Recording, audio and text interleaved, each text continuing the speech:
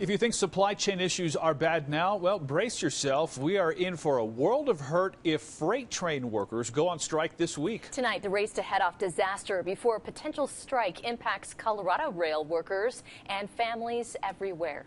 Good evening, I'm Heather Skoll. And I'm Bart Bedsole. Thanks for making us your choice for news at 10. A nationwide railroad worker strike could arrive in just over 24 hours if unions and freight operators can't come to an agreement before Friday. The clock is ticking to make a deal, with experts warning a potential rail strike would completely paralyze our economy.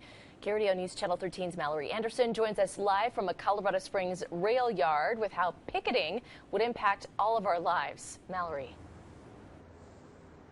Bart and Heather, the tracks behind me are actually owned by Union Pacific, and those who live in the city probably hear trains barreling down these tracks, pulling critical freight every single day. But Union Pacific is just one of 6 railroad companies that are in talks with unions tonight.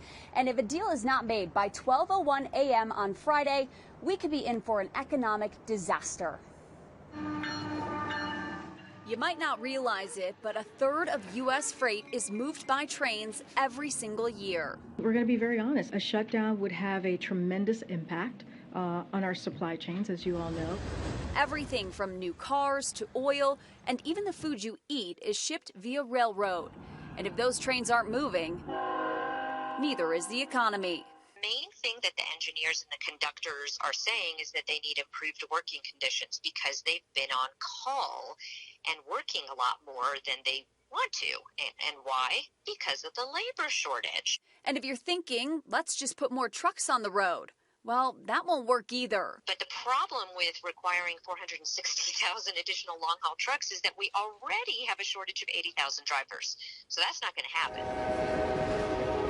The supply chain, which is already facing issues due to the pandemic and inflation, would be completely crippled.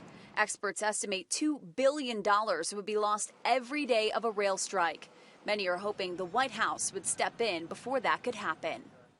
I do believe that the Biden administration could order them back to work. But one thing I read that was kind of interesting is that the Democrats are not really behind that because, you know, traditionally Democrats have been pretty pro-union. So it's kind of an interesting political situation.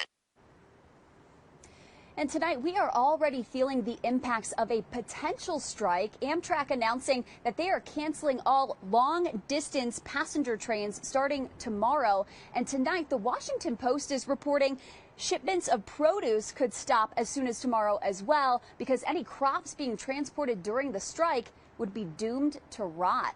Reporting live in Colorado Springs, Mallory Anderson, KRDO News Channel 13. Wow, very serious. Mallory, thank you.